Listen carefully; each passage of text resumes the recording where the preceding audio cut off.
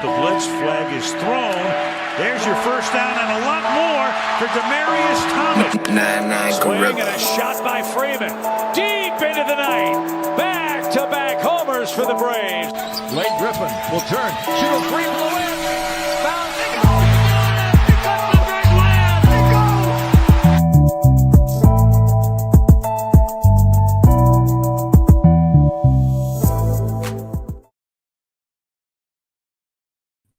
All right. Good evening. Friday night. You know what that means? It's time for the number one sports podcast in the world. It's time for Sports for You. Live on YouTube. I'm John. That's Mark. Here on this Friday night. Hope you're getting a good start off to your holiday as we're live on YouTube and on X. So hit that subscribe button. What up, JoJo? Hit that subscribe button, that like button, share it. Get into the conversation as we're going to talk a lot of sports tonight. Lots to talk about in the NBA, MLB, NFL. I mean, well, NBA, not much in MLB, but more so NBA, some NFL stuff. As we are watching Game 3 of the Western Conference Finals, as the Oklahoma City Thunder are right now up 8 on the San Antonio Spurs with 3:48 left in the third quarter. The Spurs started out on a 15-0 run, but somehow it did not last.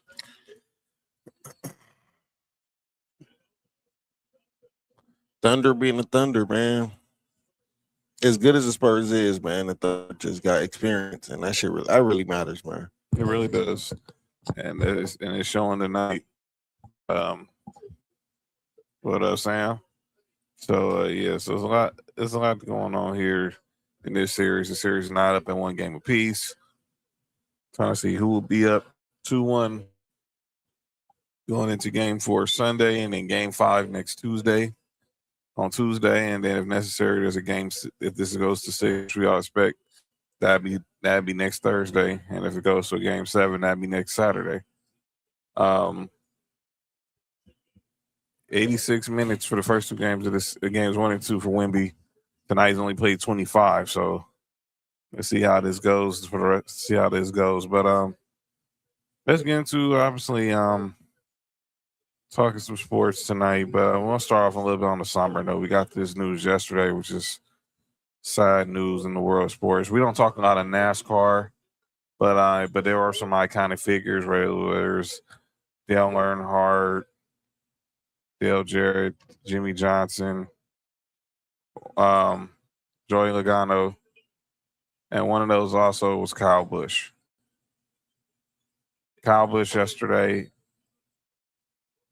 tragically passed at the age of 41. He was going through some. What up, Nessa? Shout out to little Isaiah. Hope he's paying for dinner.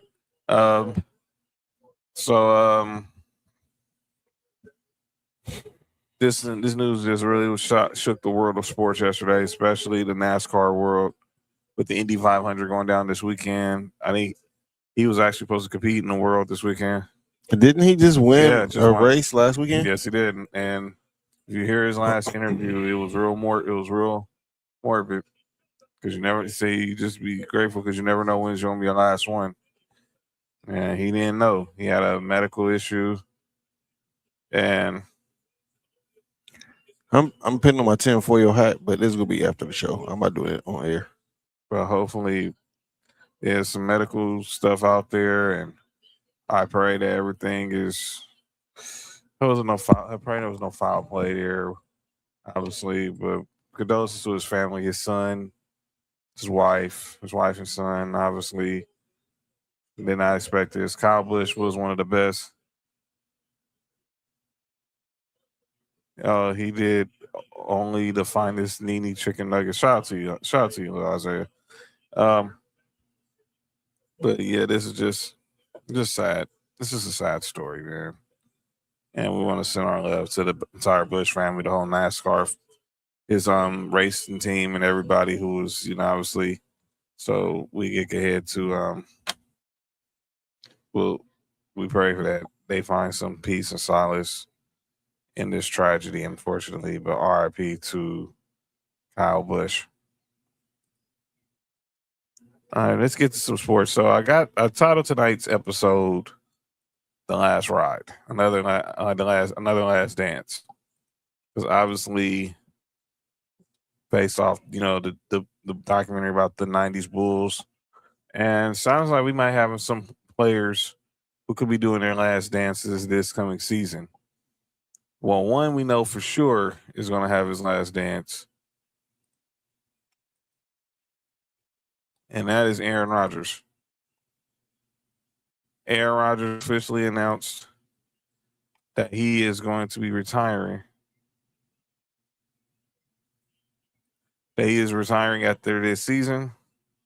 And obviously, he was addressing the media yesterday, this past week at OTAs, and he said this is going to be it. So this will be the last season for Aaron Rodgers. Obviously, this will be his 23rd year, and this will be it. Obviously, a future Hall of Famer, 4-time MVP, Super Bowl champion. But obviously, the last few years, obviously with the Jets and with the Steelers, weren't what we thought. Obviously with the Jets, and most importantly, because obviously he had the torn Achilles. And in the second year, obviously everything just came off the rails. Went to the Steelers last year, got him to the playoffs, but lost wild card weekend to the Houston Texans. But now he's coming back. He's going to play one more year for his former coach in Green Bay, Mike McCarthy, who's now the head coach of the Pittsburgh Steelers. And Aaron Rodgers just said it. It's like this was it.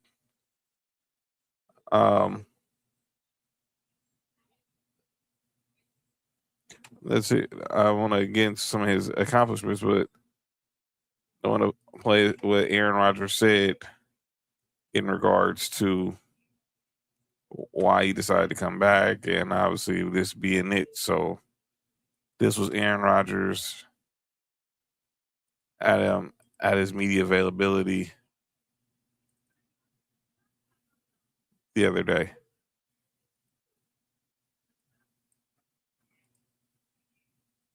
Yeah, I love Mike T. I mean, I really appreciate the opportunity to come in last year and love my experience with him.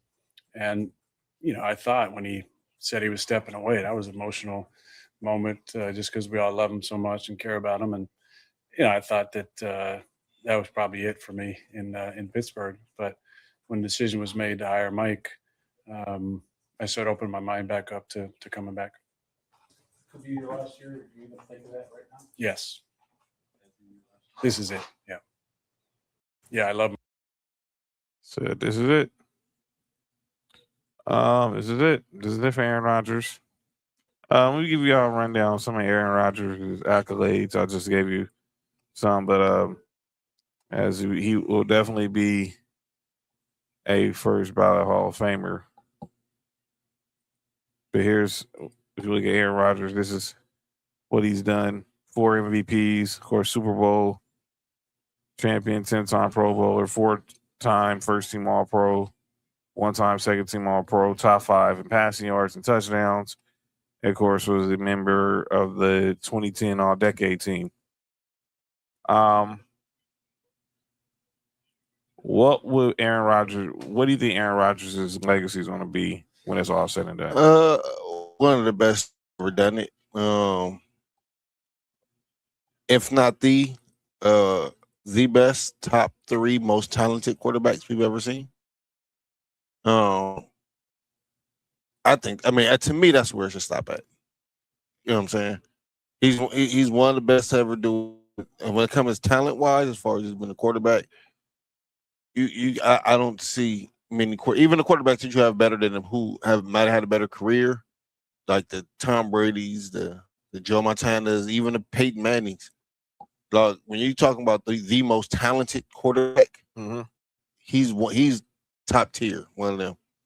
Yeah, he's definitely one of the most talented dudes that you've ever seen play that throw the football. Obviously, he was only able to win 1 Super Bowl. We got to stop saying only. Well, we got to take the only off. Being able to win a Super Bowl is a big feat. Well, yeah, it is a big feat. I know he wanted to win more in Green Bay. He came close a few times.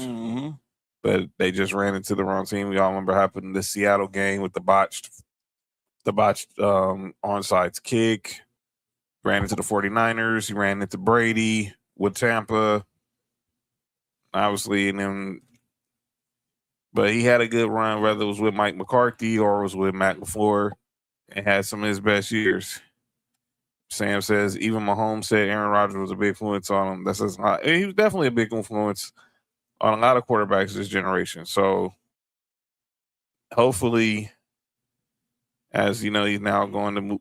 This is probably the next stop for him after this season is going to be Canton, Ohio. So hopefully. I think certain players shouldn't have to wait until they retire. I mean, I know what the rule is, but there's just certain players that shouldn't have to wait. Like, I think Aaron Rodgers should be able to be in the Hall of Fame while he's still playing. Like, you know, he's his first ballot. That's not no ifs, ands, or buts about it. Like, players like LeBron should already be in the Hall of Fame. I just think that certain players, even while they playing, dog, we should just be able to give them yeah. So, but we know that day when that day comes, that'll change the game. But we'll see if it ever happens one day. But Aaron Rodgers, this is it. He's going to be calling it a career after this year. And the Steelers, there's no expectation for the Steelers this year. I mean, Mike McCarthy's there in his first year there. They won a division last year. They did win the division last year, but are they clearly the best team in that division? No. But they wasn't the best team in the division last year, and they still wasn't. So you're seeing what happens, but can Aaron Rodgers finally get this team out of the wild card weekend for the first time since 2016? He had a wonderful. No, I don't think that's gonna happen. But salute to him. So, but congratulations on a Hall of Fame career. Enjoy the gold jacket when you get it in the next 5. Another guy who probably will have a gold jacket when he's done, without a doubt, is Matthew Stafford. And yesterday, Matthew without a doubt. Without a doubt. Yeah, I don't know whoever said people say that he isn't. That's just stupid. I don't care if you think he's the first ballot Hall of Famer. That's that which he is. But Matthew Stafford yesterday signed a 1-year, $55 million extension with the LA Rams. So he'll be quarterbacking for the next at least for the next 2 seasons here in LA with Sean McVay. And obviously he did sign the contract, had the entire Stafford clan right there, his wife Kelly and their 4 daughters. Who's the Rams' backup quarterback? That'd be one Tiberius Simpson. You gotta watch out for him. You know, his wife like to. His wife like to what? Nothing. Yeah, you good? Fuck backup quarterbacks. You good? Me? You good? Man, shout out to Georgia, man. You good? Me? Yeah, shout out to Georgia. She the one that said it. Yeah, that was a crazy story. Her and Jada Pinkett is the same. Yo, are you trying to say Matthew Stafford was in an entanglement? No, I'm just saying both their wives don't put him in the best position to look the best. That's all. Well, maybe they like being in awkward positions. The men? I said maybe they like being in awkward positions. The men? No, I said not the wives. Oh. Right, go ahead. But yeah, for those who don't know what it's talking about, go listen to Kelly Stafford on her podcast. Talk about how she. Nope. Hey, this is public record now. She talked about how she made Matthew Stafford jealous at Georgia by hooking up with the backup QB. Talking about going for the 2-point conversion. But Matthew Stafford is staying with the Rams, and it's no surprise. I think it was just all a matter of how many years he wants to keep playing. He wants to come back and try to win another Super Bowl for the Rams. And then probably a career. And then he'll be on his way to getting a gold jacket. His coach was doing a lot of talking, though, over the last 24 hours, Mark. I haven't heard anything he said. So Sean McVay, he was on the Bustin' with the Boys podcast. He was on what? What's the name of the podcast? Bustin' with the Boys.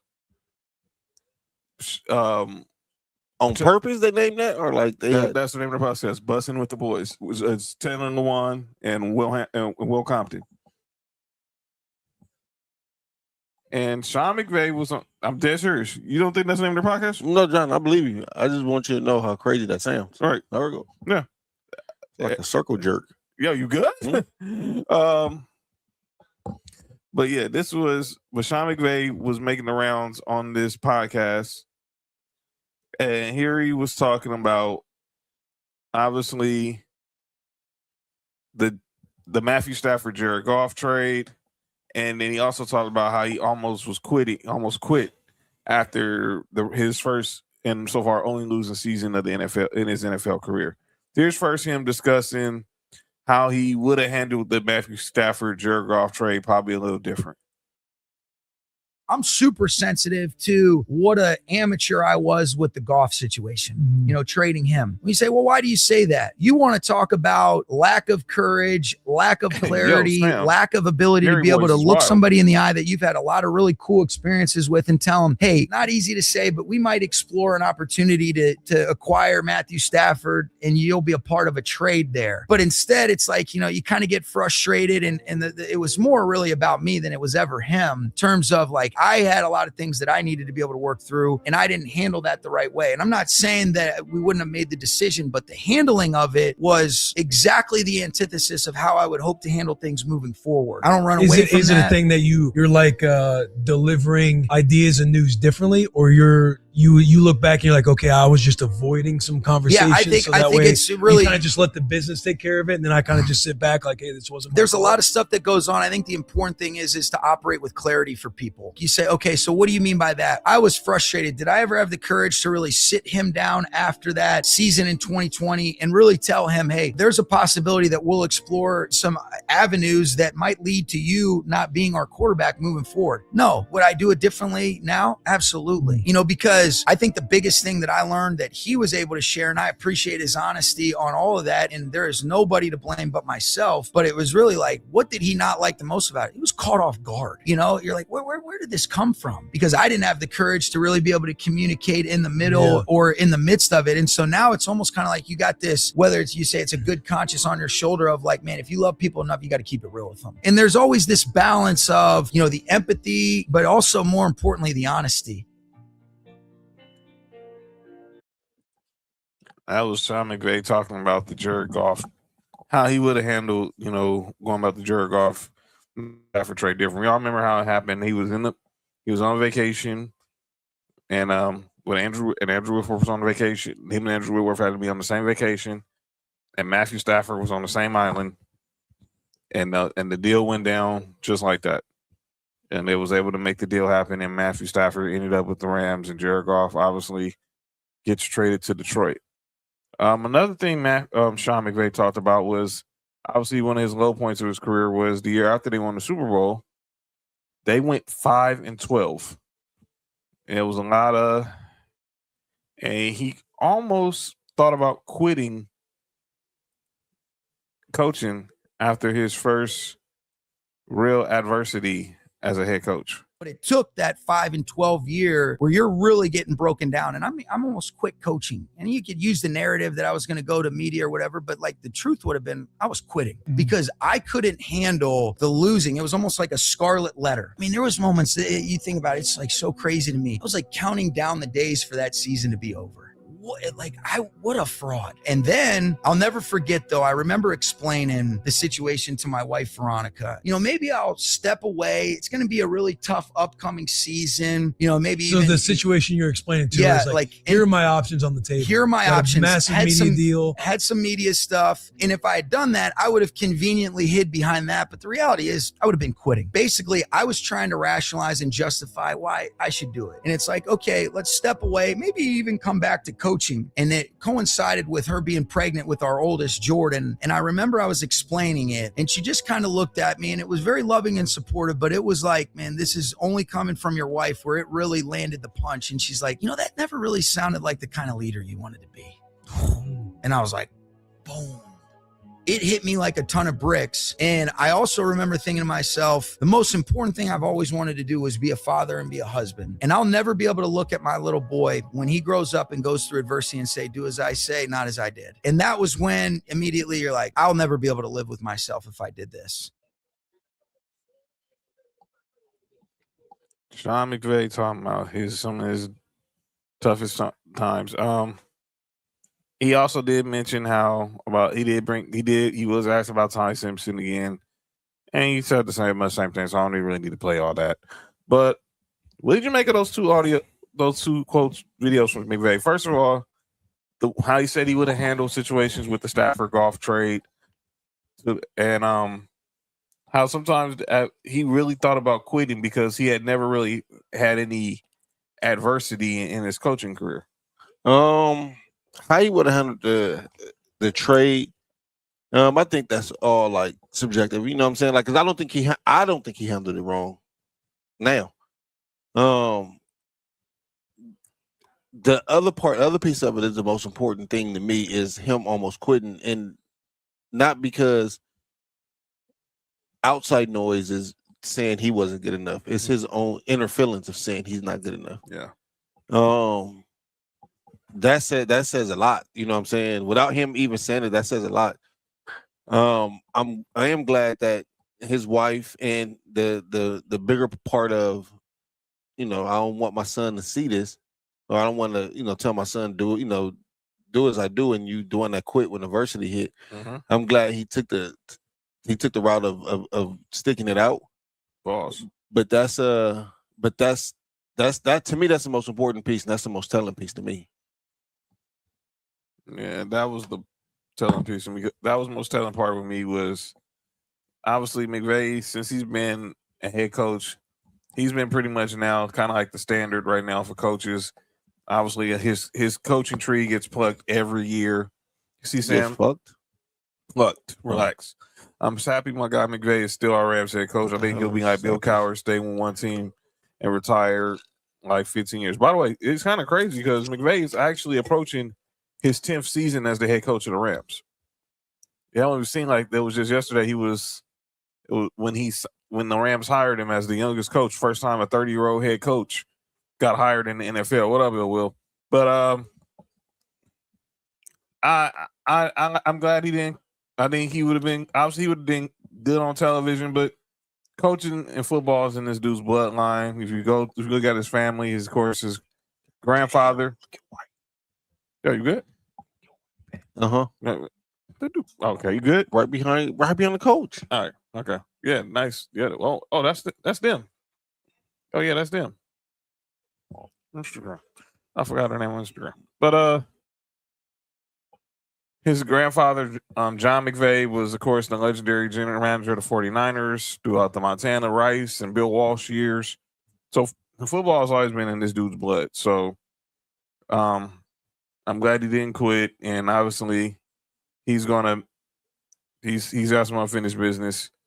He obviously wants to win more Super Bowls as a head coach of the Rams before he retires. He's going and continue just doing what he loves best. Another quarterback that was talking was Joe Burrow. So what did Joe Burrow say? So Joe Burrow, obviously, at OTAs talked about the Bengals, his team, and what he thought about this roster that they have that's been constructed this season. So here's Joe Burrow speaking to the media on yesterday or Wednesday. I mean, you saw what this roster looked like in 2021, albeit you were young, but that was a Super Bowl roster. Do you think what you see right now from this organization and in that locker room is a Super Bowl roster? I think this is the most talented roster that we've had since I've been here. 47 away. 48 from Brady. Doable.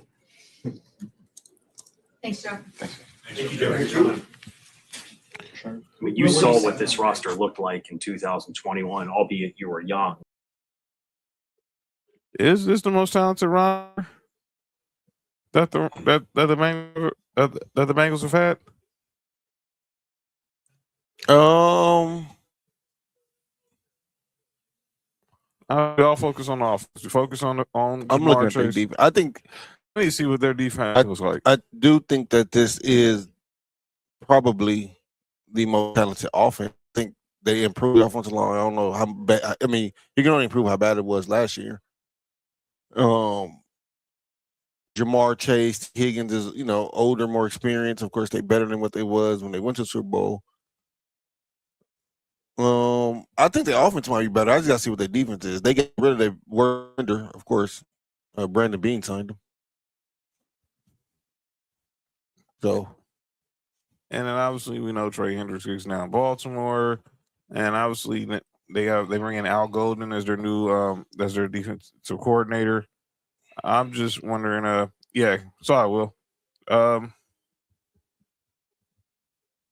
So yeah, it's a lot to talk about, a lot to discuss, but let's look ahead to something else we'll talk about in the world of sports. College football. Boy, college football. You cannot be kidding me that we're really honestly talking about this 2014 playoff. I really thought this was a joke, but it clearly isn't. So this has been the talk of the town, the talk of college football lately. We're about 3 months, little under 100 days from the start of college football season, and the story is the possibility of the college football playoff extending to 2014, which we agree is flat out stupid. So, Big Ten Commissioner Tony Petitti, he spoke about it. He said, inside our league, there's a deep commitment to 24 and the access. He says the desired access comes from the investment programs are making.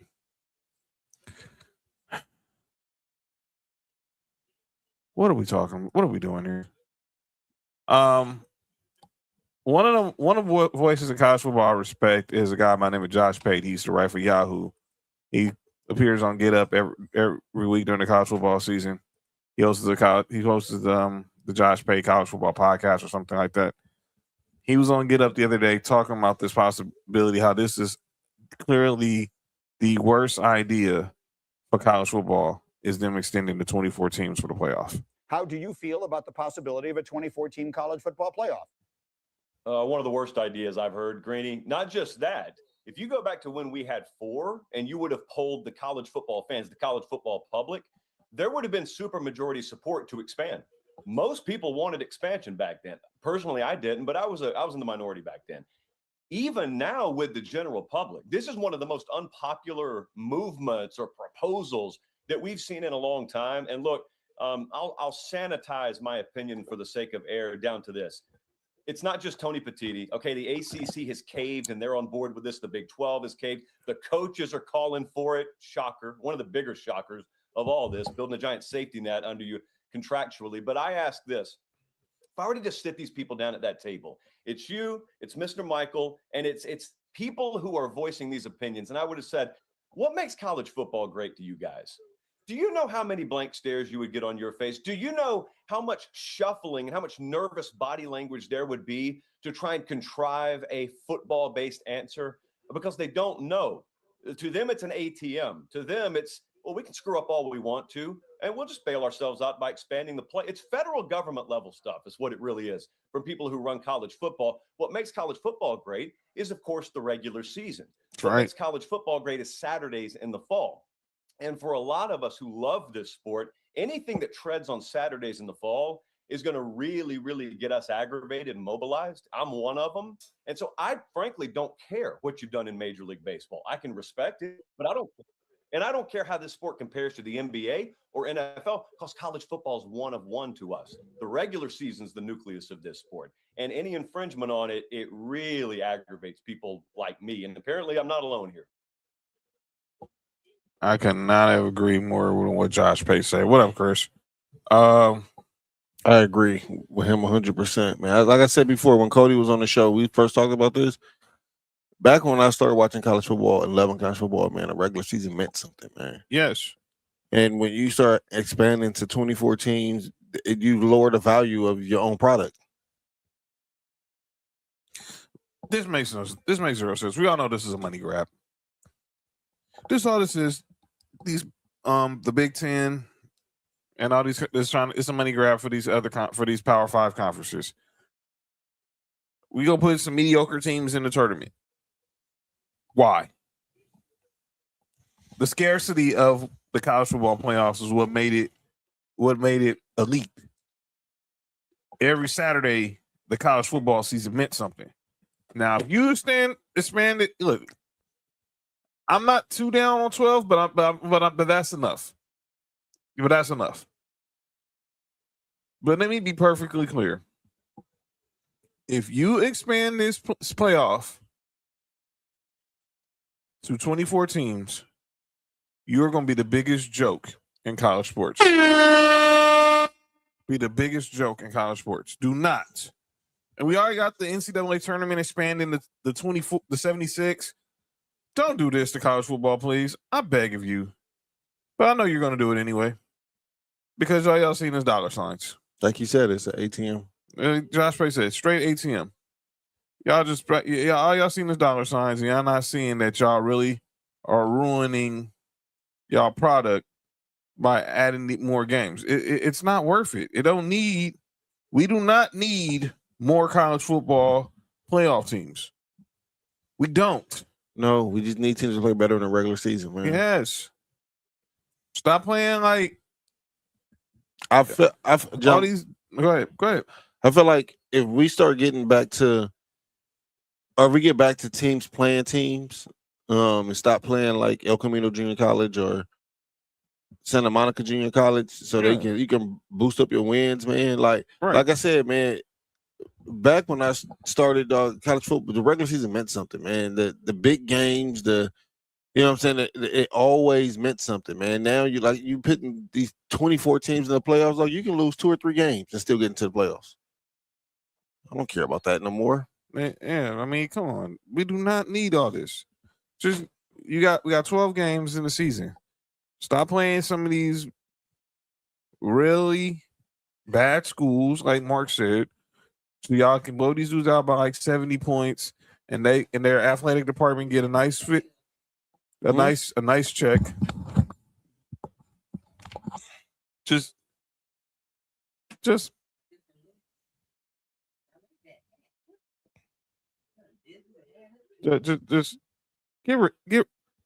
get your mind right, NCAA. We don't need this. We really don't. But I'm prepared for y'all. Y'all gonna do this anyway. So it is what it is, unfortunately. I hate seeing that y'all gonna ruin a really beautiful game because of money. Because of dollar signs. And speaking of dollar signs, when you talk dollar signs in college football, there's only 3 letters that matter. SEC. And the SEC obviously will always be the dominant conference. They'll always be the conference everyone is compared to. And obviously we know LSU's got a new look. They've hired Lane Kiffin to be their new head coach. And one of the reports that was out there at the start of this, when he was getting hired, was a reunion of a certain figure at LSU. Uh-oh. And it finally happened. Coach O is back at LSU. Ed Orgeron, of course, former Ole Miss coach, interim coach at USC, head coach at LSU, led them to the national championship in 2020 with that team led by Joe Burrow and Clyde Edwards-Helaire and Justin Jefferson and Jamar Chase and Thaddeus Moss. Is now coming back as the special assistant to recruiting and defense, which we all knew he was going to do because he has a very special relationship with Lane from their time at USC. He was with Lane in Tennessee, and now he's coming. Obviously, he's still getting paid by LSU, so he's going to come back and help with recruiting to get help with recruiting. Look at this. That means he get paid twice from LSU. So LSU is still paying. Obviously, they're paying Lane Kiffin's contract, which is $91 million. They're paying $71 million in buyouts between Brian Kelly and Coach O. And now Coach O is back as a special advisor to help the special assistant to help with recruiting and helping LSU defenses, helping out the LSU defense. This wasn't a surprise, and I don't put nothing ever past Lane Kiffin. Can Coach O still go into these living rooms in this NIL era and still convince players to come to Baton Rouge? Because we all know now, it's more than just going into the living room convincing the parents. You gotta have a bag. And does LSU, can Coach O go in there and help deliver some 5 stars to Death Valley? That is the question. We will find out.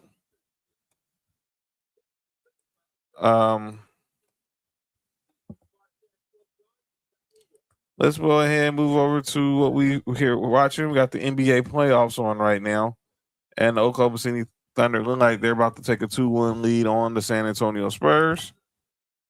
And obviously the playoffs are up and running. We are down to 4 teams. And obviously these teams, the bracket is now off to the final 4. So let's look at how this playoffs look right now. Currently, obviously the Thunder and the Spurs are currently tied at 1, but it looks like the Thunder are finally take a 2-1 lead. And then the New York Knicks are up 2-0 on the Cleveland Cavaliers with Game 3 tomorrow as the series shifts to Cleveland. What up? Tig says the Spurs don't look ready yet. What up, Dale? We just talked about your LSU Tigers bringing back Coach O, so shout out to you, Dale. Coach Orgasms? Yo, you good? You all right? Huh? Is that what they do at LSU? You good? They coach Orgasms? Okay. You all right? You all right, man? Okay. But yeah, that's the way the bracket is looking right now. But let's talk about last night. The Knicks are cooked. I mean, the Cavs are cooked. Yeah. Yeah, I agree with that. They're cooked. The Cavs are cooked. They're cooked. That first game did it, man. Yeah. And then if that wasn't bad enough, they was up by 18 last night, right? Mm-hmm. And they still can't. And they still find a way to get up the lead. I know we so hard on James Harden because of. I just want everybody just to go look at what Donovan Mitchell be doing. Well, he's playing like Donovan McNabb. What Donovan Mitchell be doing when they getting up these leads, man. I know it's easy to pick on James Harden. Tig, relax. Go ahead. I know it's easy to pick on James Harden because James Harden's history, but y'all just go look at what Donovan Mitchell be doing when they be giving up these leads. He disappears too. And I also gotta say someone else disappeared. How the hell did Evan Mobley have 14 points at halftime and didn't take a single shot in the second half? Now, I do blame that on James Harden. How the heck does that happen? You need a point guard. You need a point guard, man. Look, we'll talk more about the Cavs offseason when we get to Cancun, whenever their season ends. Because they really have to make it, because obviously we all know why James Harden is there. And they're going to have a huge decision to make, and I think they've already made it, as Jalen Williams, Jay Will just hit a 3 and 1, and now the Thunder are up 14. And he goes to lift to complete a 4-point play. There was no J-Dub tonight. Jalen Williams, the All-NBA. Dog, it don't even matter, man. I'm going to be honest with you. It don't matter. It don't. He's out with a hamstring, and obviously the Spurs got De'Aaron Fox and Dylan Harper back for this game, but it just don't matter right now. The Thunder are looking like the superior team right now.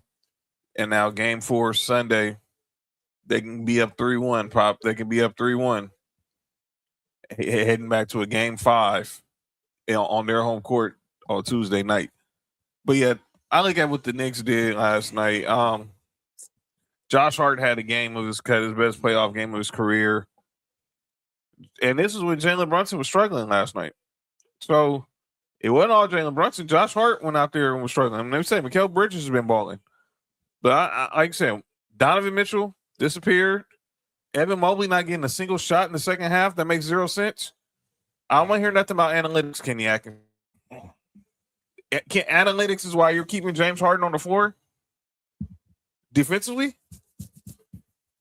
I'm sorry. Have you not watched? Let's say analytics why you keep on 4 offensively because I understand that. I don't. But he still, when it comes to the playoffs, we all know what James. This is not the Houston Rockets James Harden. So I don't need him on the floor if he's not at his tip-top shape. And like I said, man, you need a point guard, man. A point guard was Evan Mobley has 14 points at halftime and make sure he at least gets shots in the second half. Now, if he makes them, that's up to the point guard. But it comes to a point when, and maybe me being a point guard, I'm so biased when it comes to this. You need a point guard, man. Sometimes I said for San Antonio, slow the game down. It's too many turnovers to run the offense, dog. When you with Cleveland, you have to see who got the hot hand, who's got it going, and you got to make sure they keep getting touches. Him not to get no shots in the second half, I blame that 100% on James Harden. That makes zero sense, and I don't hear none of my analytics. Analytics don't tell you that Evan Mobley should have 0 shots in the second half. Stop it. Just stop it. I don't hear my analytics keeping James Harden on the floor. No, he's getting cooked, but y'all gonna let these analytics be the death of y'all. Well, the analytics. Oh, never mind. That's what killed Houston. That's what killed. Never mind. That's what killed Philly. Mm-hmm. Yeah, because we're seeing 3. We're actually seeing they got 3 players that was on their roster that's playing in the Western Conference Finals.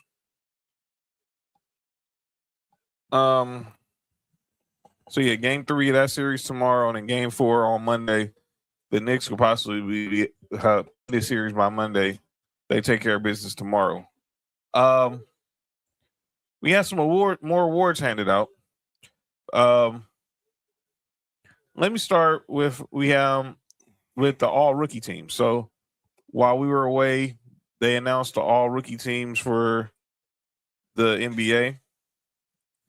And that was clear. And obviously we have the first team led by Rookie of the Year Cooper Flagg, along with Con Knipple, Dylan Harper, VJ Edgecombe, and Cedric Howard were the top for the first team. The second all rookie team, we got Ace Bailey, Jeremiah Fears, Colin Murray Boyles, Derek Queen, and Maxime Raymond from the Kings.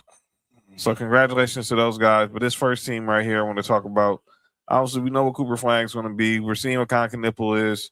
We're watching Dylan Harper right now. I have a question. Yeah. Cedric Howard. Is he brave? He had a better rookie year than Ace. I would need to see the numbers. I didn't watch on Memphis, and Memphis was trash. But I know Ace, but so was Utah. But I need to know how the voting. I mean, the voting is available. I didn't really look at it, but unless he played more games. But yeah, but these 10 young men had salute to all 10 of the all freshman team, all rookie team. Had good appearances during their rookie season. So congratulations to them. Tonight before this game, the all defensive teams were Cedric Howard. Sorry, John. Yeah. Cedric Howard averaged 13 points, 5.6 rebounds, 2.6 assists, shooting 41% from 3-point range. That's really good. How did Ace Bailey do? Ace Bailey averaged 13.8, 4.2 rebounds. Bailey was especially lethal at the All-Star break. 18.3 points a game over the closing stretch. So probably just a vote. It's probably because he got started going late in the season. Yeah. So, but he's on the rise. But shout out Ace Bailey, Eric. Yeah. All defensive team was announced. No surprise here. Hey, John, go back real quick. 2. This is the second team. First team. Hey, you know if Ace Bailey made first team, that'd have been 2 Rutgers players who didn't make the tournament last year. Would have been the first team all rookie. Yeah, it'd been him. That says a lot about Rutgers coaching staff, and I think they got a good player this year too. Yeah. Mm-hmm. All right, my bad. Yo, Tig, relax. All defensive team. No surprise with the first team. Obviously, Wemby, Alsor Thompson, Chet Holmgren, Rudy Gobert, and Derek White round out the first team. Imagine that we got 3 centers on the first team. You got 2 wingmen. I think next year one of them centers is gonna be gone. 2 of them centers are gonna be gone, but I think the The other Thompson twin gonna be on there next year. I'm shocked he didn't make it this year, but he didn't make it to the second team. The second team, Bam Adebayo, OG Anunoby, Scotty Barnes, Dyson Daniels, Casey Wallace. He didn't make the second team neither? No. That's crazy. I know votes, but these were your top 10 defenders according to the Scotty Barnes got that. Scotty Barnes, Bam Adebayo, Dyson Daniels, OG Anunoby, Case and Wallace. I'm not mad at that. I would have put the other Thompson twin over there probably above Kaysen though, but they both good defenders. And then it wasn't the only time you heard Bam Adebayo's name. He won the NBA Social Justice Champion Award. Oh, because he had the 83, right? Yo, you good? This is something for off the court, not on the court. Oh. But Bam Adebayo was named the NBA Social Justice. Wait, no Lakers? Yo.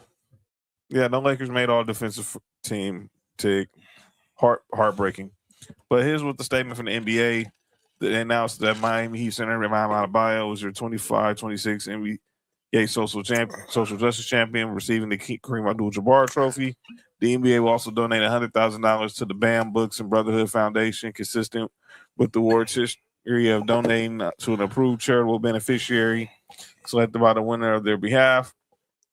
Adebayo selected from a group of 5 finalists, helping promote social justice and advancing Kareem's life mission to engage and empower and drive equality for communities that have been historically disadvantaged and under-resourced.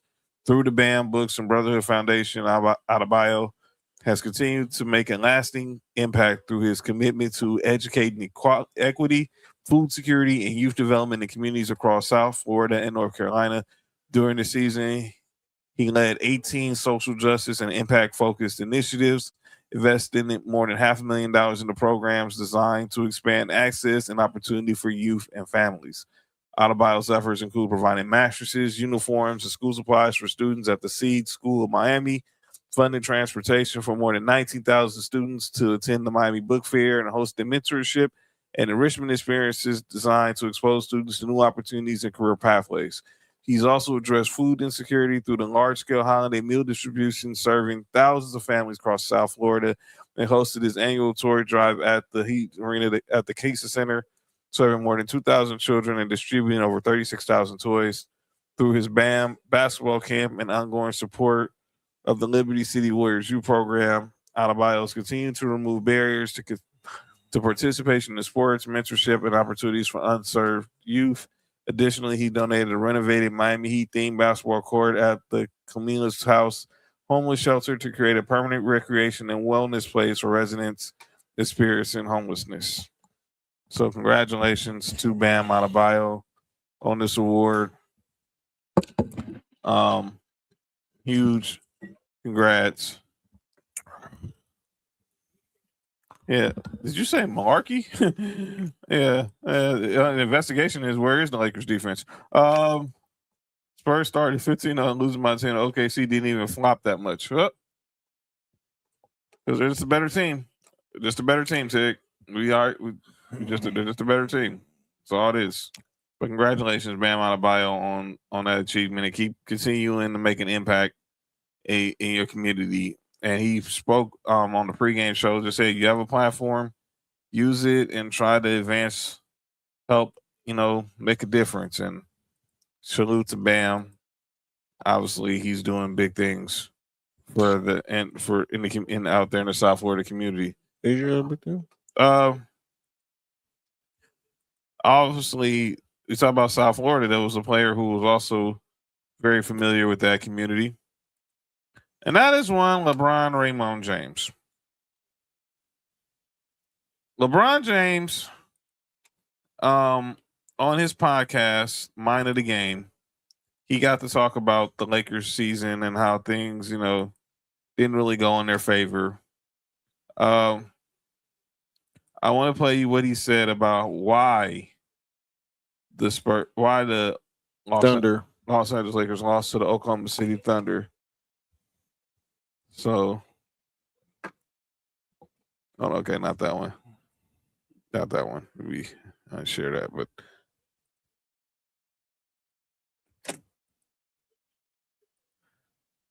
But let's look at LeBron talked about how the Thunder pretty much, how the Lakers pretty much played to the maximum.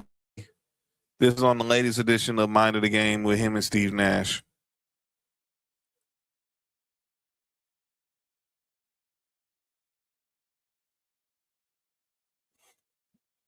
Is that nature, but at the end of the day, there's 29 teams, if that's the case, who are all failures. If that's always the narrative, because there's only one champion, every year. So, I have the passion and the admiration to host the Larry O'Brien Trophy up every single year, but I also have a realization of, what particular team I have been a part of in that particular year. And understanding this year, we fought and we played to the maximum ability of our team. But ultimately, if we're being completely honest, we were out-talented. We were not outworked. We were not, they didn't out-physical us. They didn't outsmart us. I feel like we were just out-talent, by OKC. They just possessed so much more talent. Yeah. And they might have had a couple more possessions where some IQ could kick in, but that happens throughout the course of the game. That goes for both teams. I feel like there's times where we had moments where we out-Q'd them, but IQ'd them. So, but at the end of the day, we failed in talent. OKC just possessed so much more talent than us, and you could tip your cap to them, obviously. And understanding that, but you can't get caught up in that, especially when you know that you're undermanned for sure.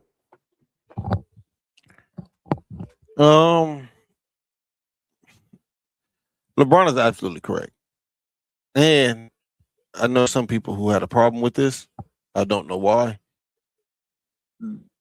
He didn't throw nobody underneath the bus. He did. And he went lying. We did everything we could. We didn't have a bad series. Dog. We just, this is why I kept telling people I wanted to face the Spurs in the second round. I don't know if I want to do that. I would have took my chances with them. I knew what was going to happen. Like if we played the team in blue. It would have been the same. Okay. Probably, but I don't think we would have got swept. I don't think we would have got swept. I don't think we would have got swept. I'm serious. These are two best teams in the.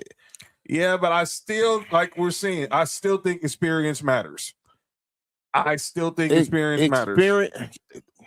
I still think experience matters. I think we would have had a better chance getting past the Spurs than getting past the Thunder. I knew we weren't getting past the Thunder. Nobody have a chance to get either one of these teams except for these two teams. To me, it's not about a better chance or not, John. I understand you saying y'all might not get swept. I think both these teams sweep y'all, especially without Luka.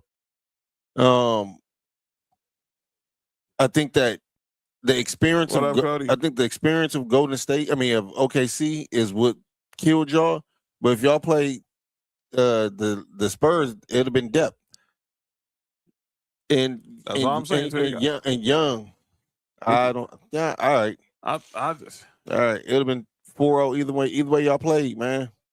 I know it might look better because OKC is beating San Antonio like this. No, that ain't why. I got OKC winning in 7. OKC is beating San Antonio like this because they have the talent as well as experience. You have to have both. And I do think that, outside of LeBron, Luka didn't play, but outside of LeBron, who got the experience for Lakers? Marcus Smart has experience. I think the whole team had experience. I think they got more experience than them. Now, I still think we would have it would have been an uphill climb, but I would have liked my chances more against the Spurs than I did with the Thunder. I think you just who you want to travel further against. You want to go closer to San Antonio or further to OKC? That's all that really mattered. I swear, that's where the whole time I felt that we should have got the 3 seed, even after Luka. You said Smart got the experience. It didn't look like it. Well, because look who we played. It'd have been the same thing. I'm not saying, Mark. I'm not saying we would have just. I'm not saying it's a lock that we would have beat San Antonio. I'm saying I would have liked our chances more beating the Spurs than having any chance of beating OKC. Oh, I agree with you. I think I agree with that. And that's what I'm saying. I don't think we probably would have lost. We probably would have lost to the Spurs too. But I still think we would have had a better chance because I still think there was some. We're seeing it here. I still think some inexperience would have showed up with San Antonio that LeBron could have capitalized on. But that is what it is. Okay, that is what it is. Like Rob said, rather the Spurs would have swept us not. Lakers had no. They probably didn't, but I still would have liked our chances more against them than I did against OKC. I knew what was happening with OKC. People was asking me. You probably would ask me. I probably would have said the same thing with the Spurs, but I don't think we would have got cursed up. And wow, is it really thundering in San Antonio? I don't think that y'all got cursed something against OKC. No, we just lost because we just lost. Well, I think what happened with OKC happens a lot, especially in sports, but it mainly happened in college football, dog. You ever seen games where, like, John, you a Tennessee fan, where like y'all play against a team that's not as good in the first half, they kind of keep up with y'all just because they got a game plan. And then the second half, the difference in talent shows up. Yeah, it would have showed up. I think that's what happens with OKC. That's what I'm saying. Like, I don't think I think y'all was good. I think y'all was a good team. It's just OKC and San Antonio was so far ahead of everybody else in the NBA. It don't fucking matter. It's nothing against the Lakers. I don't want it to make it seem like it's something against the Lakers. No, I agree with what you're saying. It's just they so far ahead above everybody else, dog. It don't really matter. And I agree with that. I just felt like we would have had a better chance with the Spurs. That's just the way I felt. I'm not about that. That's why I felt. When the moment we got the 4 seed, I already knew to get my plans for Cancun ready after Mother's Day. Well, I think y'all had a better chance to win a game against the Spurs. I give you that. Yeah. But either way it go, dog, it would have been it was good. Y'all wouldn't get past second round no matter what, especially without Luka. Now, if Luka would have came back, I think if we would have got at least 5 or 6, Luka would have came back. But that's here. But that's not here or there. That's not here or there. But here's what LeBron. But everyone's talking about LeBron's decision in the offseason. But he was right. My bad, John. He was right. Y'all did get out talented, and what y'all did with the lack of talent to even make it that competitive, dog, is goes down to the coaching of JJ. I think, and I'm not always the biggest fan of JJ, but I think he didn't do a bad job. Yeah, you're right. You're right there, Tig. Harrison Barnes is the only worse, and he's not even playing. So, he barely played. But here's what LeBron had to say because everybody's wondering where is he going to be come July. So here's LeBron talking about his offseason and his thought process and going into free agency. I assume you'd probably only want to go in a positive environment where you can win.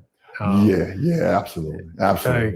Year 24 is not a starting at the bottom. Yeah. No, there's no way. There's no way. Just, winning is most important because you want to be excited about going to work every day. You want to be excited about, like I said earlier, winning the day, and being around a group of guys that, feel the same way and trying not to take steps backwards. Understand the season is a long marathon and whatever the case may be. But those building blocks throughout the course of the season is what matters to when you get to the marathon. And that's when you get to the sprint, which is now, the postseason. Yeah. So yeah. I'm not going anywhere where it's a start over at year 24 or things of that nature. I'm done with that. I assume knowing you, LeBron. All right, so that was what he said about his offseason. But here's another thing: LeBron said he's going to, do his due diligence, talk to his family, and everything. Obviously, he brought up, his wife, brought Bronny being in the league, Bryce going to his second year at Arizona, his daughter, she's 12 years old, she's killing it on the volleyball circuit. He said he could take anywhere from late June to August. LeBron, stop BSing, dude. You're not taking to August to make your free agency decision. You know why? This is why. And we'll go ahead and you want to respond to Tig's quote about Harrison Barnes? Kicking off with he's right. Harrison Barnes is the only one with winning experience, but when your team is just significantly better, that experience don't matter. So they're running to this Thunder team because this Thunder team has championship experience. But anybody else basketball outside like Boston or something like that, or the Knicks, Okay, I mean, San Antonio is significantly better than everybody else in basketball outside of OKC. So LeBron, this is why I know he's not taking to no August. He's going to be at Fanatics Fest, hosting a live edition of the game with Tyrese Halliburton as a special guest co-host. You know, usually it's Steve Nash. Before that was JJ, but this for Fanatics Fest is going to be Tyrese Halliburton. So shout out to Tyrese Halliburton. Hope you get healthy. Hope to see you back. Can't wait to see you back in the league next year.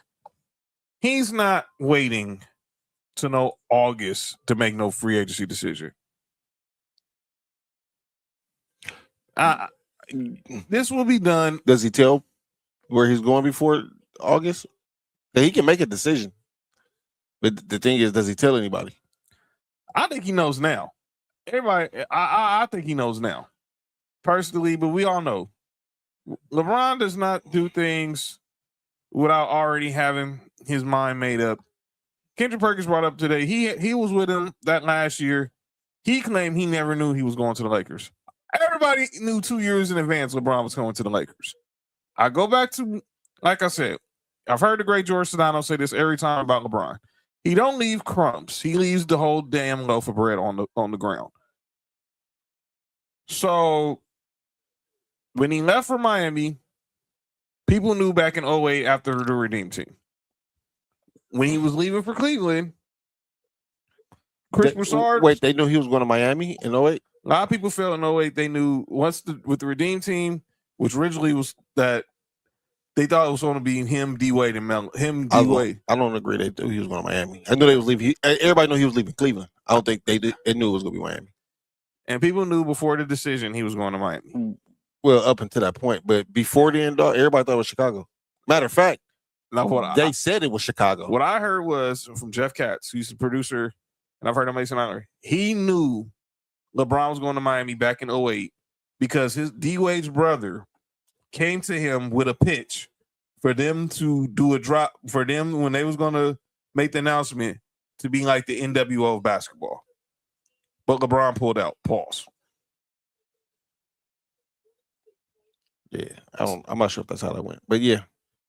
Only reason because I know, sir, I know a lot of things. And if Melo didn't take that deal he took, it wouldn't have been Miami. And it wouldn't have been Chicago. It was supposed to have been New York originally, if you really want to get technical. So that's what I'm saying. Like, I think everybody knew LeBron was leaving Cleveland. I think once how everything played, I think once Melo signed that contract where he became a free agent a year or 2 years after that, I think that's when it became, okay, it's going to be Bron and Wade, and then we go see who the third person is going to be. And then when it became Chris Bosh, is we're not going to Cleveland. Cleveland's out. It's not going to Toronto. Toronto's out. It was either going down to be either Chicago because of D-Wade being from Chicago. They had Derrick Rose. Or Miami. And Miami ended up being the one who moved who moved Earth and Wind and Fire for them. Oh, they got a documentary coming out. But yeah. Chris Broussard, he started reporting about a year in advance that LeBron was going back to Cleveland. He said, do not put that out there. That I'll be shocked if you start. I think that was obvious. Yes, I do not be shocked. I think that was a lot of people was like, no, I think we all believe he was going back to Cleveland. Mm-hmm. Now with the Lakers, I started hearing that back in 2016. People were in denial about it but I know everything we was hearing. 2016, a lot of people felt thin. LeBron was coming to LA. I don't know about Miami, but I knew he was coming to the Lakers beforehand because Katz and a real estate agent. Yeah. Well, he had a house out here before, and he still got his house in Miami. But yeah, so I think he knows where he's going now. He's just waiting, but I don't think he's waiting to August. I don't think he goes to Fanatics Fest in New York without knowing where he's going to play 2027. John, I'm with you. I do think in his mind he knows where he's going. Now, my thing is does he let everybody else know until he see what free agents is? He sees what You know what I'm saying? Well, he already knows this. There's only 3 teams that got money. The Lakers, Bulls, and Brooklyn. Everything else is the mid level. You know how the NBA work. Well, I know he's not. You know how the NBA work. He said he claims he's not taking a veteran minimum. So that would put Cleveland out, but I think Cleveland and put all their eggs in the Harden basket, and I don't know if LeBron wants to deal with that. Personally, I don't think Definitely not. I don't think he wants to deal with James Harden. Definitely not dealing with James Harden. Yeah, so I think we'll know probably the first week of free agency. I don't think we'll know June 30th, July 1st. Hey, wasn't Chris Paul on the Spurs team last year? Yeah. All right, never mind. That was just random ass thought. But go ahead. Yeah. He was there, and then they traded for De'Aaron Fox. Braun business deals. Giving away what his decision is. Yeah, you ain't lying there, Chick. So I think we'll know early, but I don't think about when they do Fanatics Fest in the middle of July. Do you think we know though, John? Yes. Okay. Yeah, I think we'll know. I think we'll know at least by that first week, by the end when teams can officially put pen to paper. Wait, other than the Bills, the Bulls, and Blakers, we got Brooklyn. Brooklyn's the other team that got money, and I think I think there's only other team that got money is Brooklyn, because clearly I know Mark's been bringing up the Washington theory, but if he's going there and then y'all gonna trade Anthony Davis in 6 months, you're already. Well, what if they don't trade him? Have we ever given the Wizards the benefit of the doubt to do something right? Well, I haven't since Jordan took ownership of that team, so no. And they've been, but I also think that they still are a dumpster fire. I don't think he's going there, but I'm just saying that I said that as a long time ago, John, and you know this. I said it a long time just as a fun theory, but it's starting to catch. Do you see it's starting to be everywhere now? Yeah. The question is he willing to? Well, we know he's not taking the minimum, but he knows. I don't think he said in LA wherever he go, Bronny going. I don't necessarily think that, JT, because I think the Lakers actually like Bronny. I actually think JJ likes coaching him. I think JJ likes. I think the only people who don't like Bronny is the people who hate. Yeah, his dad. And Bronny's on a 4-year contract. I mean, granted, he's a 2nd-round pick and he's easy to get traded, but I think they like coaching him. I think he's a coachable player. So I don't think it's just a full out guarantee that if LeBron leaves, that Bronny goes with him. Brian Windhorst, who a lot of people know, LeBron whisperer. But he broke down the financial side on the Lakers part on why the Lakers would need to know early. But they don't need to. They can just move on. Well, that's part of it. What he's getting to. Here's the deal on what the Lakers will probably have to do if they don't know by July 1st with LeBron James. Well, we have a very interesting panel here to break this down. 3 players who played with LeBron James, a reporter who covered LeBron for many years. LeBron said when we get to July or August in that clip, I don't know that he can afford to wait that long, Brian. Well, you can afford to do whatever you want. Oh, sure, very literally. I hope there's some golf in that vacation coming up. Let me just say that when he said August, that left a reaction in the league. They were like, seriously? People were texting me like, seriously? You think it could be August? Right. Let me explain something to you about the timeline for LeBron. I totally get, and he has earned the right to wait as long as he wants. He could wait until September and announce he wants to play, and there would be teams beating down his door to sign him. But if he wants to sign with the Lakers for any significant amount of money, he's probably going to have to make up his mind by mid to late June, because that is what his cap hold is. And that means that number sits on the Lakers' books, even though he's not signed. It sits on the Lakers' books until something happens. What does that happen? Number one, he signs. Maybe he signs for $58 million. Maybe he signs for $28 million. Maybe he signs for $10 million. Or, and look, this is just reality. This is not, I don't think, meant to be insulting or anything. If the Lakers don't get a clear answer from LeBron by July 1st, they may have to renounce his rights and say, LeBron, we have to move on. We have to plan for next season. And then that money would just come off of their books. I would be stunned if that happened, but there is a little bit more of an urgency, and he doesn't have to, he can go on his vacation, whatever. But unless LeBron wants to sign for $3 million somewhere, which is what the NBA minimum is for a player with his experience level, he is going to have to probably come up with his mind sooner. He has made so much money in his career, he could sign for anything. Yeah. But if the LeBron that I know wants to be respected, it's not even about the actual paycheck, it's about what the respect that the paycheck includes. And if he wants that respect, he probably will have to move up his timeline. So that was Wendy talking about. It's not the money with LeBron. Clearly, the money ain't the factor. It's the respect. Respect. So if he wants to stay with the Lakers, or if he doesn't, we need to know. So they have to renounce his rights to get rid of that $58 million cap hold, which will free up the money for them to do whatever they got to do in free agency. I personally think he'll let the Lakers know by the draft, maybe right after, if he has plans on staying, if he has plans on leaving, blah, blah, blah. So they know if they have the money to stay, to spend on him or anybody else. But clearly this roster is probably not going to be any significantly different, because you got to make a decision on, because obviously DeAndre Ayton has a player option. They'll probably try to see if they can trade that. Marcus Smart's probably just going to opt out of his contract because he played. He could probably get $5 million anywhere else, so that money is not going to really hurt him. And obviously, all eyes will be on what happens with Rui and Austin Reeves. So,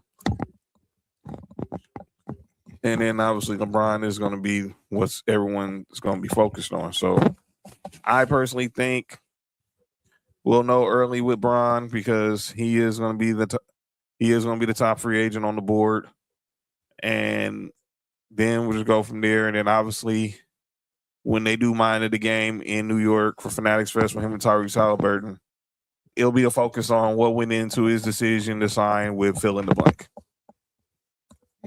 That's what I think. I think we'll know by then. The August part was just him basically seeing who's going to take the bait. And everyone took the bait. We all know LeBron's not waiting till August. He wants to go ahead and get this out the way so he can enjoy the rest of his summer, go do some golfing with Bronny, vacation with the family, get back in the lab, start training, and get ready for year 24. Why does Wemby only have 4 rebounds? I really don't know. He's had 7 both first 2 games. He had 21 in game 1. He had 24 in game 1. He had 17 in game 2.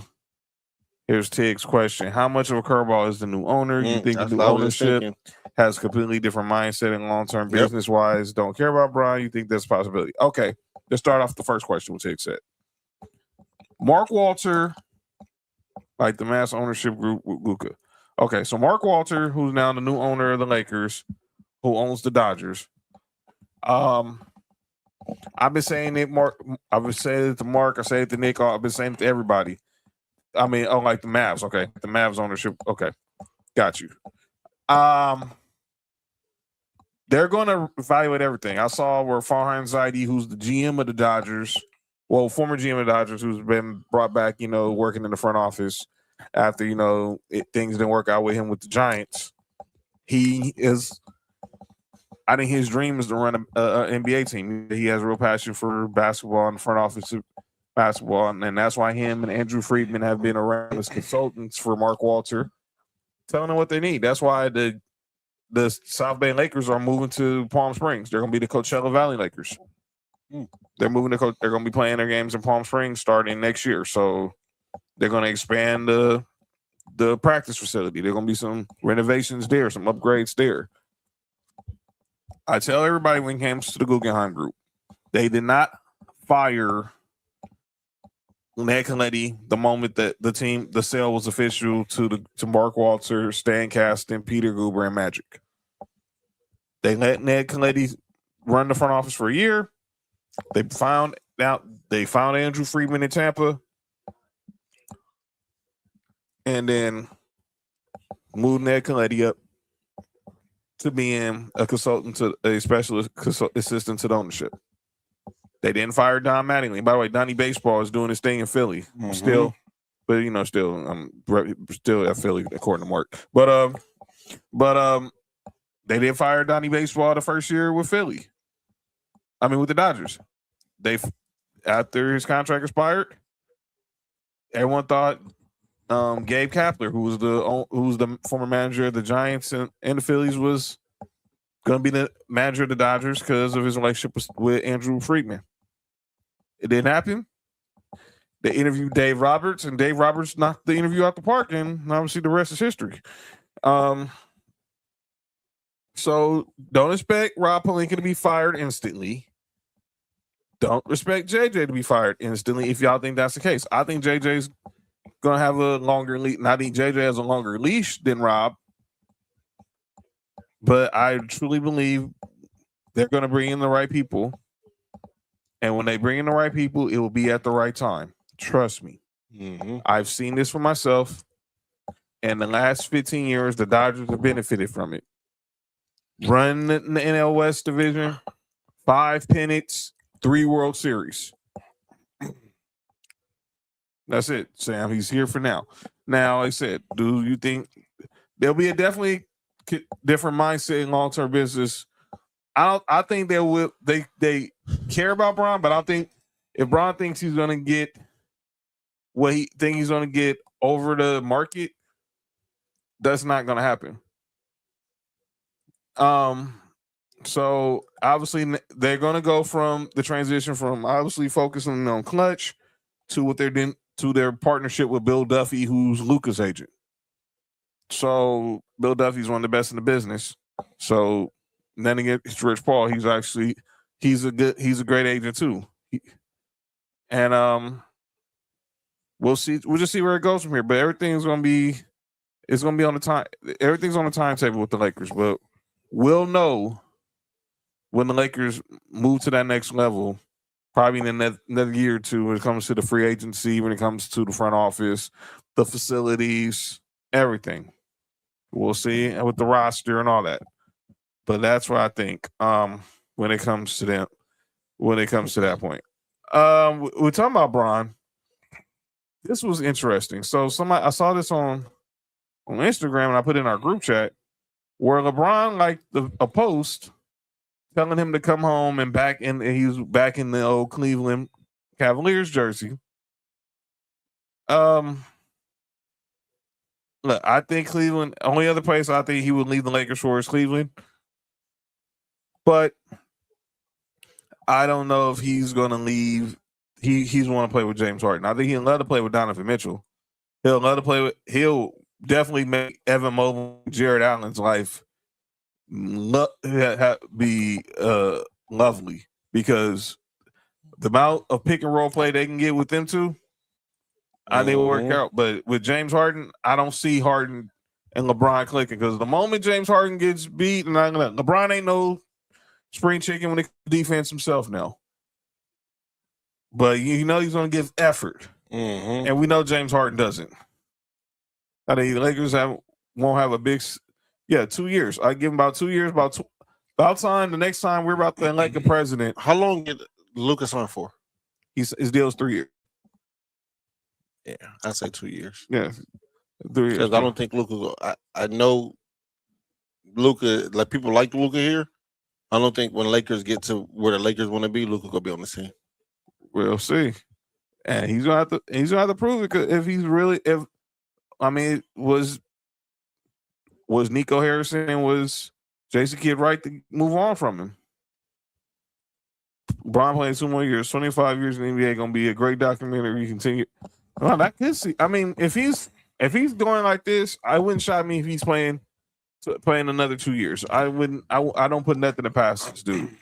He's currently got father time on the ropes right now. So shout out to Bron. Well, he doing the father time. I mean, he's basically beating it up. I didn't say that, but him and Father Time he's done the stuff around. By the way, Jason Kidd was dead grimy. Yeah, he was. Was he? Masai Ujiri made it perfectly clear. If you had anything to do with the trade in Luka Doncic, you were out of here.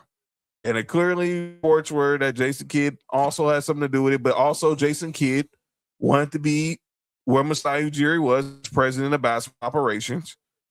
And the new ownership was not interested in making Jason Kidd the president of basketball operations. Yeah, and that's why I brought him. Why is he 7'4" and got 4 rebounds? That bothers me. That's purely effort. That's effort. That has nothing to do with how they're guarding him. That is effort. Because he didn't have 40 rebounds the first 2 games. Dog, he can wake up and get rebounds. All right, but go ahead. My bad, John. But yeah, you're right. By the way, career game playoff highs for Jared McCain and Jalen Williams tonight. So shout out to them. De'Aaron Fox played his first game tonight, had 15-6. Darren Vassell had 20-7, but 4 rebounds for Victor Wembanyama. Nah, you can't do that. If you're going to beat this team, and when they start out on a 15-0 run to start the game and they lose by 15, the irony. This is back-to-back losses for the first time for the Spurs since early January. And they have not lost 3 games in a row all season. Guess what? They might Sunday night. If they do Sunday night, it's over when they get back to OKC Tuesday. Because they're going to want to. But John, San Antonio need this. They do. Victor need this. Yes. I think Stephon Castle need this. Yes. I think San Antonio is the team because, Doug, and my bad, John. Go ahead, you want. I know where you're going. All teams outside of like some of the very special teams, had to learn how to lose before they learn how to win. I'm glad you went there because that's what Michael Wilbon's been saying for a lot of. Most of the great players had to go through heartache before they had triumph. LeBron went through it. Kobe went through it. Shaq, Jordan, Hakeem. There's one person who didn't. There's only one. Irvin. Russell didn't go through it. Even Kareem won in Milwaukee. But he still went through some seasons before they won. But he went through some hardships. But outside of Magic and Russell and Tim Duncan, who's went through hard? How many of our greats have really went through hard? Have had it that easy? But I'm not counting Bill Russell because I might count that. But when you talk about Irvin, he came in and had Kareem on the team. Yeah. When you say Tim Duncan, he came in, he had David Robinson on the team. Russell had Havlicek, Kuzi, Sam Jones, Casey Jones, Indiana Jones. Oh, yeah. I just think that San Antonio like I said, San Antonio is closer to OKC than anybody is in San Antonio. Yeah. I would say that. Yeah. But you just have to learn how to lose. Exactly. Man. You have to learn. You have to go through all that, man. Yeah. If they don't win this series, which I don't think they are, this would be good for him. Because I know he's going to want to go back and win. And you need that type of guy being a face of your franchise where it hurt. You don't. I mean, yeah, we're losing hurts you. And clearly it hurts. See, you can tell he's upset that they lost. And that they're down 2-1. And now they know they have to win 3 out of the next 4 games in order for them to even have a shot of winning the series. So I mean, the good thing is they got game 4 at home. Mm-hmm. They have him. We've seen he can go crazy at any given night. Right. But the 4 rebounds is not, and I'll be honest with you, that just makes 0 sense. Wemby only having 15 shots is not good enough for me neither. No, he needs to have at least 30. It's 30. Yeah, at least 30. Yeah. And I'm talking about in the paint. Yeah. Because out of them 15 field goals, probably 4 or 5 of them was threes. He checked. Oh, he did some heat checks. That's what I'm saying. Like, I don't like the 15 shot. I know we got talented with players on the team, but I just don't like 15 shots for Wemby. No, I don't either. Yeah, so this hits how we going, how your playoff weekend is going before we come back to the show on Tuesday. Game 3, Knicks Cavs tomorrow night on ABC at 5:00. Cavs better win that or they're getting swept. Yes. Game 4, Spurs Thunder, 5:00 on NBC and on Peacock. Game 4, Knicks Cavs, Monday on 5:00 on ESPN.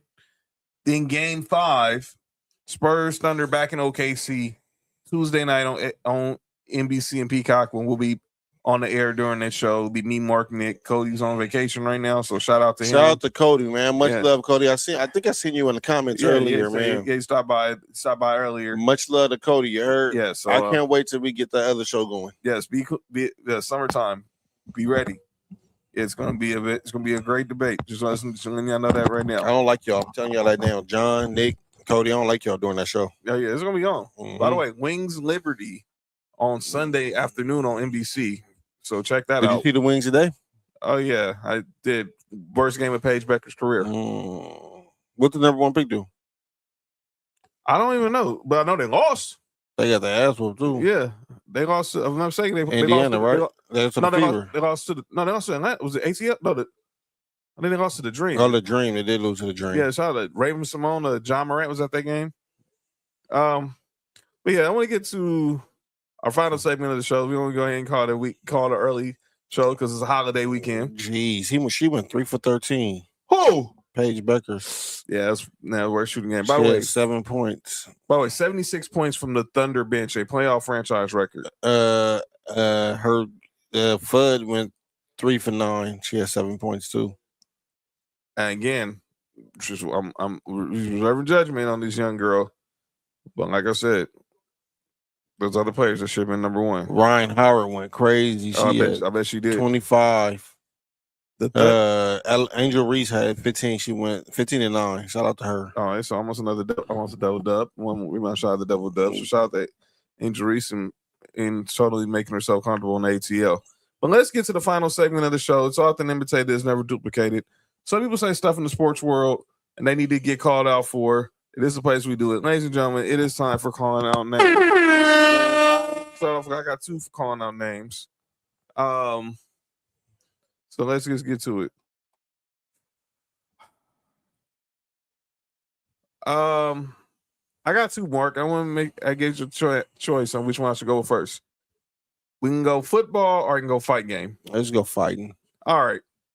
I know y'all saw over the weekend. We saw the Ronda Rousey, Gina Carano fight, but there was a fight that happened in backstage that people have been talking about. If y'all aren't familiar with this picture, that is Carissa Shields in the red slapping Alicia Baumgartner backstage at the MVP MMA event that went down here in LA at the Intuit Dome Saturday night.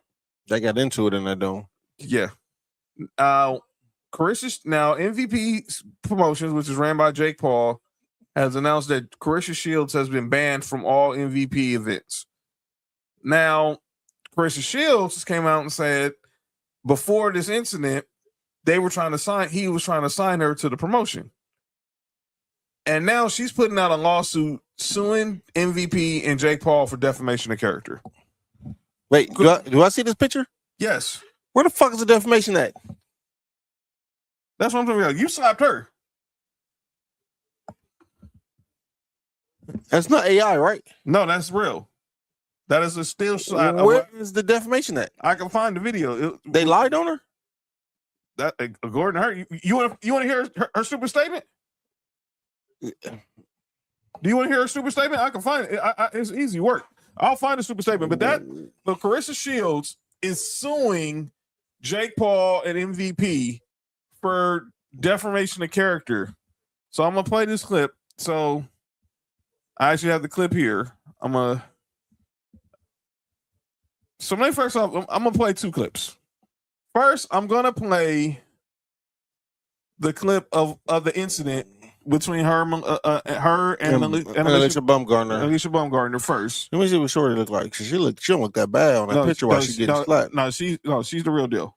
No, she look good. That's what I'm talking about. She is. Oh, that's why she slapped her. Yes, they call her the bomb for a reason. So this was the incident between these 2 backstage. That bitch strong. I was in your way.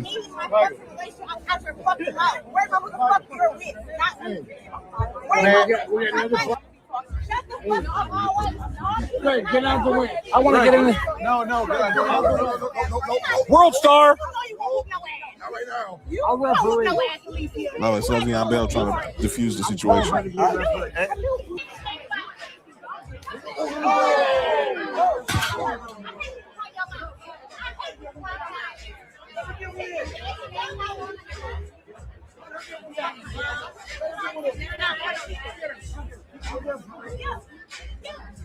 I was in your way. Hey, listen, the Quick in the background. Mm-hmm. You know what I'm talking about? That was the best part of that clip. Like, listen, my nigga Quick. You know what I'm saying? So they said the DJ Quick playing in the background. Yeah, man. Shout out to them who had the Quick playing in the background. You heard? So Carissa Shields, she released this statement talking about how she's suing Jake Paul and MVP Promotions for defamation of character. So we're gonna play this for you guys now. Both of MVP and Baumgartner's statements were lies. That is defamation of character.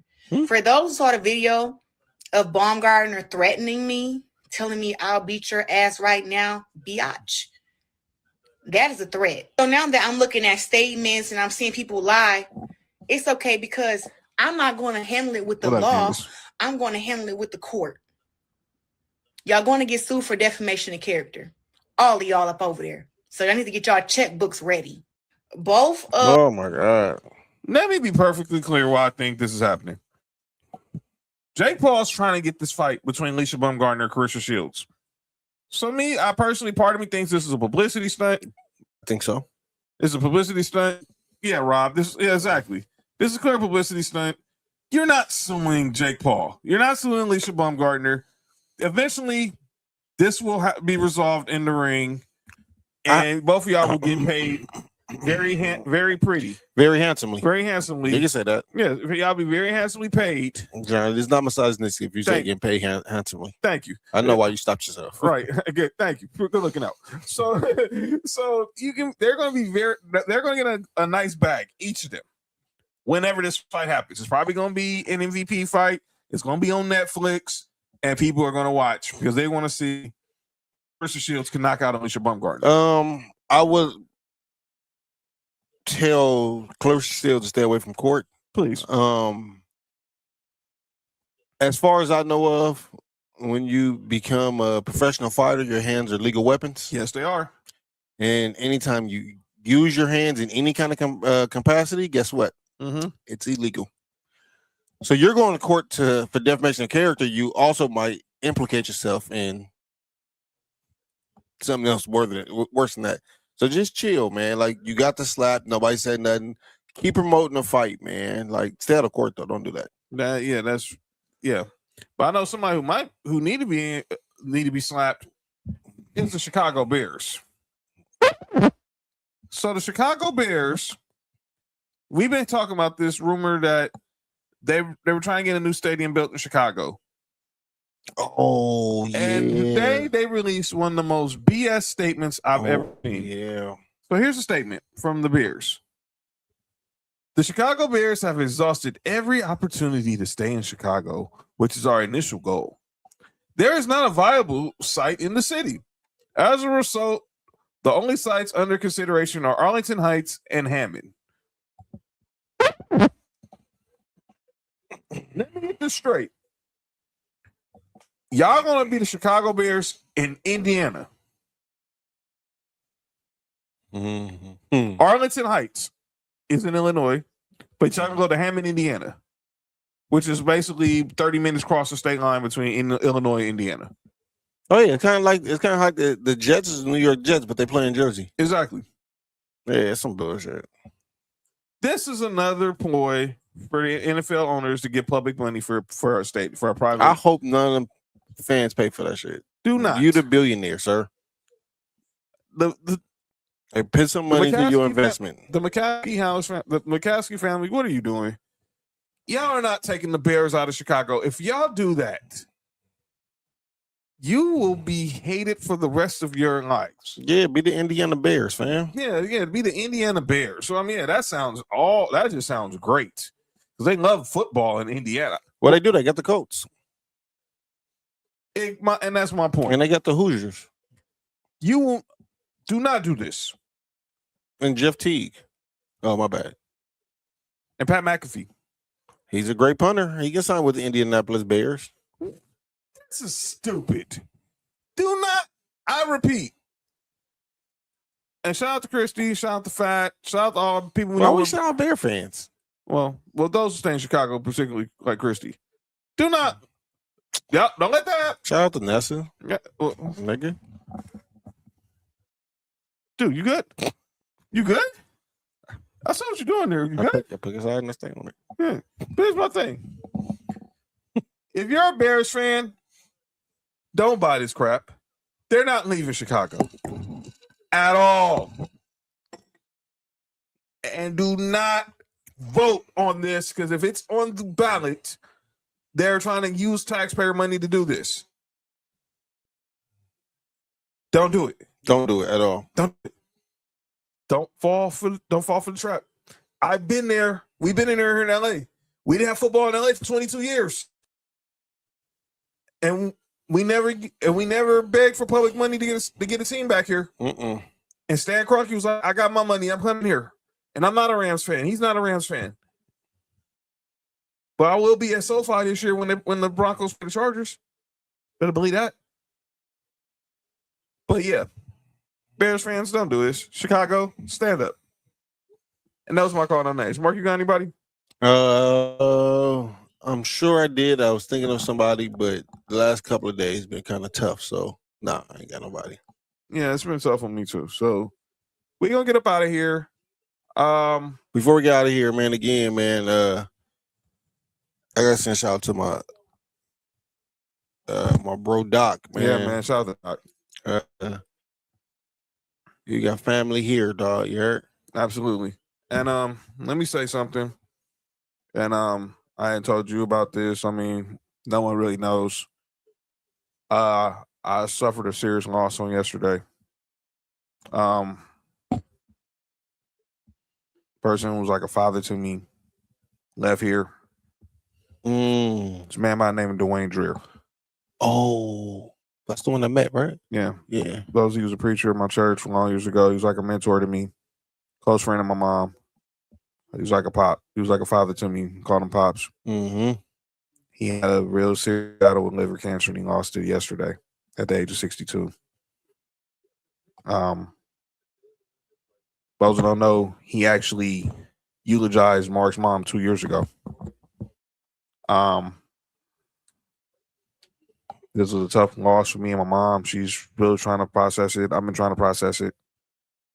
But I know he's watching because he always tapped into the show, always, even when he would just post it up here on his way to his dialysis appointments. He'd be in the house just chilling, watching us. So, Pops, I hope I made you proud. And miss you. Love you. Thank you for everything. From the time I was 14, you was a huge influence on me. And I know this has been rough on moms right now, but we're going to hold it down. Man. Yeah. So Tuesday night, we'll be back to talk about the playoffs. Enjoy your holiday weekend. And we'll see y'all when we see you. This is Sports for You. I'm John. That's Mark. Peace out. For you, from the coast to you, 3 LA minds talking what we do, from the streets to the stats, from the bar to the chat. Sports for you. Yeah, we run it like that. Hit that link, lock that feed, John. Nick, all that you need. Sports for you. Every day, new seed, from LA roots to the whole world's league.